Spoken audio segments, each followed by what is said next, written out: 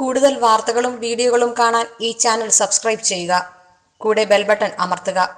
Please subscribe our channel. നമസ്കാരം. എല്ലാ മാന്യ പ്രേക്ഷകർക്കും ജ്യോതിഷ വിശ്വാസികൾക്കും എന്നെ ഇഷ്ടപ്പെടുന്നവർക്കും ഏഷ്യ ലൈവ് ടി വിയിലേക്ക് ഹാർദവമായ നിസ്സീമമായ സ്വാഗതം.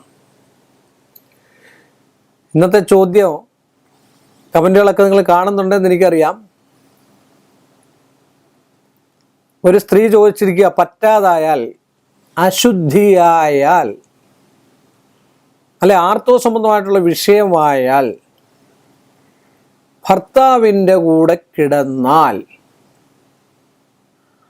ആയുസ് കുറയുമോ? നല്ലൊരു ചോദ്യമാണ് അല്ലേ? എന്താന്ന് ചോദിച്ചാൽ ഭർത്താവിൻ്റെ ആയുസ് കുറയുമോ? ഇത് കേട്ടിട്ട് ചില ആൾക്കാർ മനഃപൂർവ്വം കയറി കിടന്നു കളയരുത് കേട്ടാ. കാര്യം ഭർത്താവിൻ്റെ ആയുസ് കുറയുന്ന സംഭവമാണോന്ന്. അതെന്താണ് അങ്ങനെ പറയുന്നത് എന്ന് പറഞ്ഞു കഴിഞ്ഞാൽ അങ്ങനെ കിടക്കാതിരിക്കാൻ വേണ്ടിയാണ് പറയുന്നത്, അല്ലാതെ ആയുസ്സോ മറ്റു കാര്യങ്ങളോ ഒന്നുമല്ല. നമ്മുടെ ആ ഒരു സമയത്ത് എന്നുവെച്ചാൽ ആ ഒരു 7 ദിവസത്തിൽ, 7 ചില 8 ദിവസത്തിൽ നമ്മുടെ ശരീരത്തിൻ്റെ ഊഷ്മാവ് വ്യതിചലനം ഉണ്ടാകുന്നതായിട്ടുള്ള സമയമാണ്. ആ വ്യതിചലന സംബന്ധമായിട്ടുള്ള സമയത്ത് ഒരു വിവാഹം കഴിച്ച ഒരു സ്ത്രീ അശുദ്ധമായിട്ട് ഇരിക്കുന്ന സമയത്ത്, പാടില്ലാത്ത സമയത്ത് ഒരു കാരണവശാലും ഭർത്താവിൻ്റെ കൂടെ കിടക്കാൻ പാടില്ല. അത് പല രോഗങ്ങൾക്കും കാരണമാകുമെന്നും പറയുന്നുണ്ട്. നല്ലൊരു ഗൈനക്കോളജിസ്റ്റിനോട് ചോദിച്ചു കഴിഞ്ഞാൽ അവരത് പറഞ്ഞു തരും. എന്തുകൊണ്ട്? ശുചിത്വം പാലിക്കണം അല്ലേ? അശുദ്ധിയൊന്നുമല്ല എങ്കിൽ തന്നെയും ആ ഒരു സമയത്ത്, അതുകൊണ്ടാണ് ആയുസ് കുറയെന്ന് പറയുന്നത് അല്ലേ? അപ്പോൾ അതുകൊണ്ട് ആ ഒരു സമയത്ത് ഒരു കാരണവശാലും നമ്മൾ നമ്മുടെ ആചാരപ്രകാരമൊക്കെ ആ സമയത്ത് 7 ദിവസവും പുൽപ്പായിൽ കിടന്ന് ഇത് ഇന്ന് പറഞ്ഞു കഴിഞ്ഞു കഴിഞ്ഞാൽ ചിലപ്പോൾ ആരും വിശ്വസിച്ചില്ലെന്ന് പേര്. ഇന്നെന്ന് പറഞ്ഞാൽ അങ്ങനെയുള്ള നോട്ടങ്ങളോ കാര്യങ്ങളോ ഒന്നുമില്ല.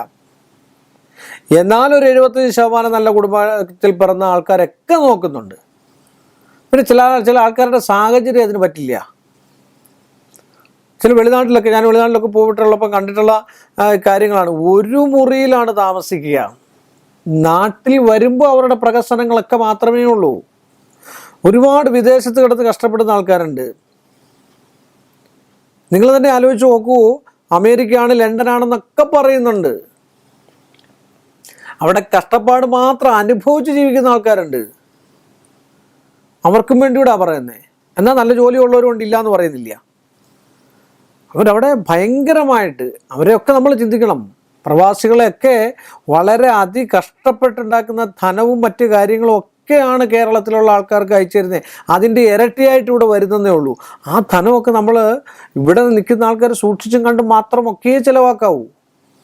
അത്ര കഷ്ടപ്പാട് അനുഭവിക്കുന്നവരാണ് പ്രവാസി മലയാളികളെന്ന് പറയുന്നത്. സംശയമില്ലാത്ത കാര്യമാണ്.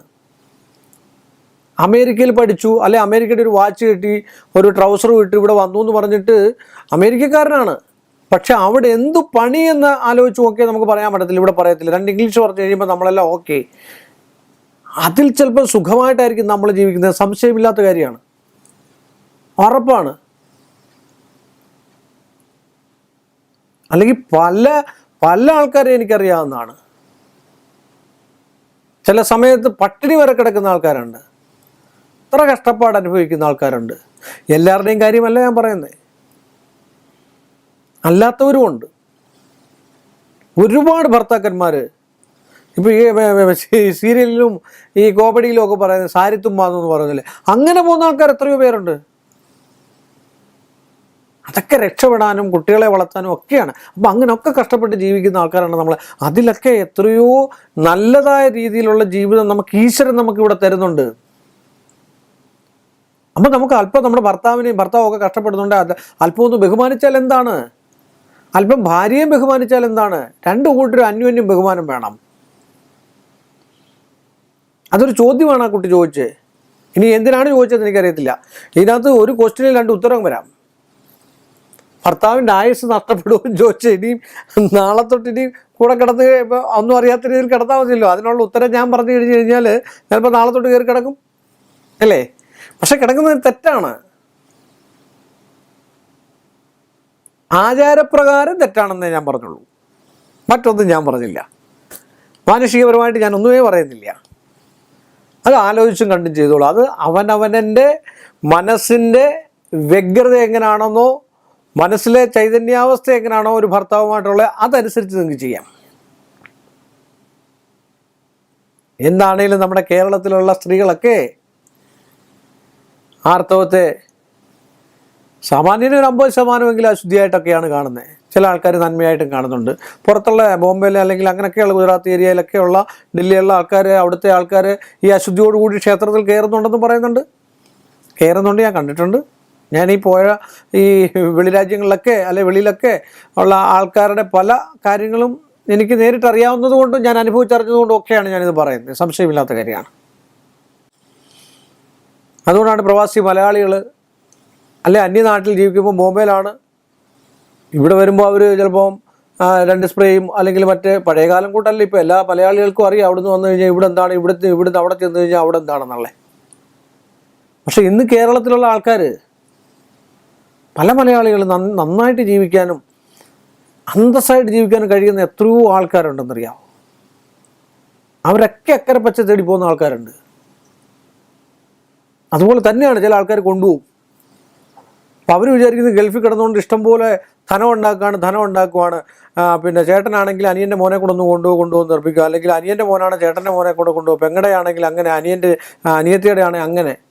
ഏറ്റവും കൂടി സഹമായിട്ട് ആ പുള്ളിക്കാരൻ അവിടെ കൊണ്ടുചെല്ലും. അവിടെ കൊണ്ടുവന്ന് കഴിയുമ്പോൾ ഇത്ര കാര്യമുള്ളതെന്ന് അവിടെ നിന്ന് മനസ്സിലാക്കും. അവിടെ ശമ്പളം കുറയും, പിന്നെ ഇവരെ കുറ്റം പറയാൻ തുടങ്ങും.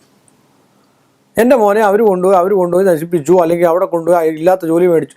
ഇതൊക്കെ ഉണ്ടാകുന്നുണ്ട്. ഇതൊക്കെ ഇവിടെ വന്ന് ഞാനിതൊരു അനുഭവസ്ഥനാണ്, ഇവിടെ ഇത് കേൾക്കുന്നതാണ്. എൻ്റെ അനിയത്തിയുടെ മോൻ കൊണ്ടുപോയി അവിടെ ചെന്നപ്പോൾ ജോലിയില്ലായിരുന്നു. പിന്നെ ചെല്ലു വന്നിട്ട് പറയാം അനിയത്തിയുടെ മോൻ കൊണ്ടുപോയി അവിടെ കൊണ്ടുപോയാണ് രക്ഷപ്പെട്ടത്. എനിക്കൊരു അനുഭവം വന്നതാണ്. സ്വന്തം ജ്യേഷ്ഠത്തി അനിയത്തി മക്കള്, ജ്യേഷ്ഠത്തിയുടെ മകനാണ് കൊണ്ടുപോയത്, വിദേശത്ത് കൊണ്ടുപോയത്. ആ വിദേശത്ത് കൊണ്ടുവന്ന് ജോലി മേടിച്ചു കൊടുത്തു. പക്ഷേ ഇവിടെ അല്പം പാവങ്ങളായിട്ടും അല്ലെങ്കിൽ എന്താ പറയുക ഇച്ചിരി സാമ്പത്തികമില്ലാതെ ജീവിച്ചിരുന്ന ആളാണ്. പക്ഷെ അവിടെ ചെന്ന് കഴിഞ്ഞപ്പം ജ്യേഷ്ഠത്തിയുടെ മകന് ആണ് ജോലി മേടിച്ചു കൊടുത്തതെന്നുള്ള ഒറ്റ കാര്യം. നാട്ടിൽ വന്നു കഴിഞ്ഞപ്പോൾ ജ്യേഷ്ഠത്തിയുടെ മകനിഞ്ഞ് പോന്നു, ജോലി മേടിച്ചു കൊടുത്ത ആളിഞ്ഞ് പോന്നു.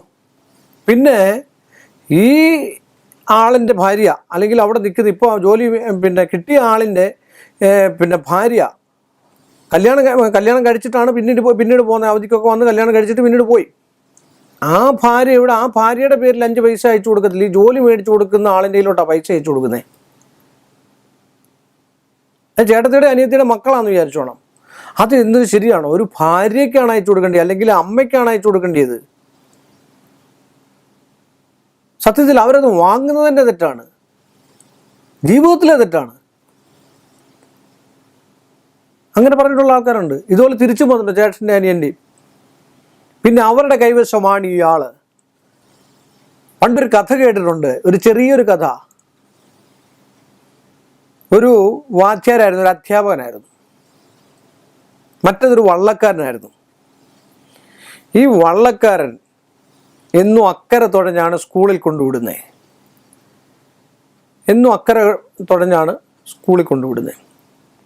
അപ്പോൾ എന്നും ഈ അധ്യാപകൻ ഇങ്ങനെ ഈ വള്ളത്തിലാണ് അക്കരയ്ക്ക് പോകുന്നത്. അപ്പോൾ അക്കരയ്ക്ക് പോകുന്ന കൂട്ടത്തിൽ അധ്യാപകൻ എന്തെങ്കിലുമൊക്കെ കളിയാക്കും, ഈ വള്ളക്കാരനെ കളിയാക്കും. വള്ളക്കാരനെ കളിയാക്കാതെ അദ്ദേഹത്തിനൊരു സങ്കടമായിരുന്നു. എങ്കിൽ തന്നെ ചെറിയ ചെറിയ തോതിലൊക്കെ ഇങ്ങനെ കളിയാക്കിക്കൊണ്ടിരുന്ന് കഴിഞ്ഞപ്പം ഒരു ദിവസം ഇതുപോലെ മഴ വന്നു കഴിഞ്ഞപ്പം എന്തൊക്കെ അറിയാം അധ്യാപകനോട് ചോദിച്ചു, നീന്താൻ അറിയാമെന്ന് ചോദിച്ചു. ഒരു രക്ഷയില്ല, നീന്താൻ അറിയത്തില്ല. അങ്ങനെ വള്ളത്തിൽ നിന്ന് അധ്യാപകൻ താഴെ പോയി, ആറ്റി വീണു. ഏറ്റവും അധ്യാപകനെ വള്ളക്കാരൻ രക്ഷിച്ചു, കരയിൽ കൊണ്ടുവച്ചു. പിന്നെ അത് കഴിഞ്ഞ് കുറേ കാലം കഴിഞ്ഞപ്പോൾ അവിടെ ഒരു പാലം വന്നു കഴിഞ്ഞപ്പോൾ ബസ് റൂട്ടും ഒക്കെ ആയി. അപ്പോൾ ഈ ബസ് റൂട്ടും ഒക്കെ ആയിക്കഴിഞ്ഞപ്പം വള്ളക്കാരൻ്റെ ജോലി പോയി. അപ്പോൾ എന്നും അക്കരയ്ക്ക് ജംഗ്ഷനിൽ പോകണമെങ്കിൽ വള്ളക്കാരൻ ജോലിക്ക് പോകുന്നത് ഈ ഒരു ബസ്സേ ഉള്ളൂ. ആ ഒരു ബസ്സിൽ കയറി അധ്യാപനം എല്ലാവരും കൂടാണ് ഈ അക്കരയ്ക്ക് പോകുന്നത്. അപ്പോൾ വള്ളക്കാരൻ അന്നേരം പറയും, സാറേ അന്ന് ഞാൻ സാറെ രക്ഷിച്ചതാ. ഇത് ഒരു ദിവസമായി. രണ്ടാമത്തെ ദിവസം, സാറേ അന്ന് ഞാൻ സാറിനെ രക്ഷിച്ചതാ. ഓരോ ദിവസം കേട്ട് ബസ്സിലുള്ളവർക്കെല്ലാം സുപരിചിതമായി. അധ്യാപകൻ ഇത് കേട്ടങ്ങ് ഇതായി, ഒന്നും തിരിച്ചു പറയാൻ വയ്യാത്ത അവസ്ഥയായിപ്പോയി. അങ്ങാരും കളിയാക്കിയിട്ടുണ്ടേ. അതുകൊണ്ടാണ് ഏറ്റവും ഒടുവിൽ അധ്യാപകൻ ഒരു ദിവസം നിവൃത്തിയില്ലാഞ്ഞിട്ട് അക്കരെ ചെന്നിറങ്ങിയിട്ട് വള്ളക്കാരനെ ബസ്സിൽ നിന്ന് പിടിച്ചിറക്കി മാറ്റി നിർത്തിയിട്ട് പറഞ്ഞു, ഇതിലും ഭേദം നീ എന്നെ എവിടെയെങ്കിലും പോയി കൊണ്ട് കൊല്ലാൻ പറഞ്ഞു എന്ന് പറഞ്ഞ പോലെ. കാര്യം ഒരു സഹായം സഹായിച്ചു എന്ന് പറഞ്ഞിട്ട് 10-50 വർഷത്തോളം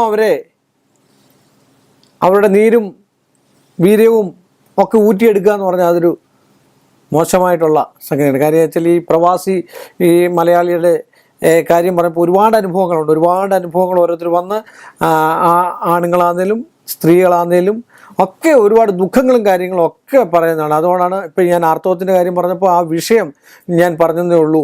അങ്ങനെയുള്ള ഒരാളാണ് എന്നെ വിളിച്ചിട്ട് ചോദിച്ചത്, കാര്യം ഇങ്ങനെ കൂടെ കിടന്നു കഴിഞ്ഞാൽ ആയുസ്സിന് വല്ല കുഴപ്പമുണ്ടോ ഇല്ലയോ എന്നുള്ളത്. ആ ഒരു സമയം അശുദ്ധി എന്ന് പറയുന്നത് എന്തൊക്കെ പറഞ്ഞെന്ന് പറഞ്ഞാൽ അശുദ്ധി തന്നെയാണ്, സംശയമില്ലാത്ത കാര്യമാണ്.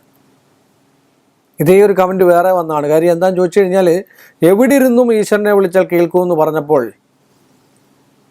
നല്ല ബുദ്ധിമാനായിരിക്കാം ചോദിച്ചു തിരിച്ച്, ഇന്നിടത്തിരുന്ന് ദൈവത്തെ വിളിച്ചു കഴിഞ്ഞാൽ കേൾക്കുമോ ദൈവമെന്ന്. ഞാൻ അതിനും മറുപടി കൊടുത്തു, അതിനാണ് താങ്കൾക്ക് താല്പര്യമെങ്കിൽ അവിടെ ഇരുന്ന് വിളിച്ചാലും ഭഗവാൻ കേൾക്കുമെന്ന് പറഞ്ഞു. അതൊരു നികൃഷ്ടമായിട്ടിരുന്നു എന്ന് പറയുന്ന ആൾക്കാരാണ്. എന്ന് പറഞ്ഞ പോലെ ഇങ്ങനെയൊക്കെയുള്ളൊരു ചോദ്യം എന്ന് പറഞ്ഞു കഴിഞ്ഞാൽ അത് നമ്മൾ സ്വായത്തമാക്കണം. ആയുസ്സും മറ്റു കാര്യങ്ങളും ഒന്നും കുറയത്തില്ല. ഞാൻ പറഞ്ഞല്ലോ, ശരീര ഊഷ്മാവിന് വ്യതിയാനങ്ങളുണ്ടാകും. അത് തന്നെയല്ല, ഒരു പീരീഡ് അല്ലെങ്കിൽ ആർത്തവമായ സ്ത്രീ, ഒരു പറ്റാത്ത ഒരു സ്ത്രീ നിങ്ങളൊരു തുളസിയുടെ ചവിട്ടി കൂടെ നടന്നു പോയി നോക്കി 10-15 മിനിറ്റ് കഴിയുമ്പോൾ അത് വാടിപ്പോവും. അതൊരു പട്ടുനൂൽപ്പുഴുവിൻ്റെ സൈഡിൽ കൂടെ ഒരു ആർത്തവമായ സ്ത്രീ അല്ലെങ്കിൽ ഒരു പറ്റാത്ത സ്ത്രീ നടന്നു പോയി നോക്കി ചത്തുവും പട്ടുനൂൽപ്പുഴു. ഇതൊക്കെ സത്യസന്ധമായിട്ടുള്ള കാര്യമാണ്. ഇതെല്ലാം പ്രകൃതിയിൽ നിന്ന് നമുക്ക് മനസ്സിലാക്കാൻ കഴിയുന്ന സംഭവമാണ്. ഒരു കാവ് തീണ്ടി നോക്കി, ഒരു കാവിൻ്റെ സൈഡിൽ കൂടെ പോയി നോക്കി, സർപ്പങ്ങൾ അതിൽ വസിക്കുന്നുണ്ടെങ്കിൽ അവർക്ക് ആ ഊഷ്മാവ് അല്ലെങ്കിൽ ആ ഈ ഒരു സംഭവം അവർക്ക് ചലിക്കാൻ പറ്റാത്ത അവസ്ഥയുണ്ടാകും. അതുകൊണ്ടാണ് കാവ് തീണ്ടിക്കഴിഞ്ഞാൽ പാണ്ഡ്യരോഗം വരെ വരുമെന്ന് പറയുന്നത്. അതാണ് സർപ്പബലിയൊക്കെ അറിയാവുന്നവർ ചെയ്യണമെന്ന് പറയുന്നത്. ഇതൊക്കെ പറഞ്ഞുകൊണ്ട് ഈ ഒരു ചോദ്യത്തിനുള്ള ഉത്തരമായി നിങ്ങൾ സ്വീകരിക്കുമെന്ന് പ്രതീക്ഷിച്ചുകൊണ്ട് എല്ലാവരുടെയും മനസ്സിൽ ഈ ഒരു ചോദ്യത്തിൻ്റെ ഉത്തരത്തിൻ്റെ പൊരുൾ എന്താണെന്ന് മനസ്സിലാക്കിക്കൊണ്ട് ഈ ഒരു ചെറിയ എപ്പിസോഡ് ഞാനിവിടെ അവസാനിപ്പിക്കുന്നു. വീണ്ടും നമ്മൾ തമ്മിൽ കാണുന്നവരെ എല്ലാ മാന്യ പ്രേക്ഷകർക്കും എൻ്റെ നിശ്ചയവുമായ നന്ദി, നമസ്കാരം. കൂടുതൽ വാർത്തകളും വീഡിയോകളും കാണാൻ ഈ ചാനൽ സബ്സ്ക്രൈബ് ചെയ്യുക.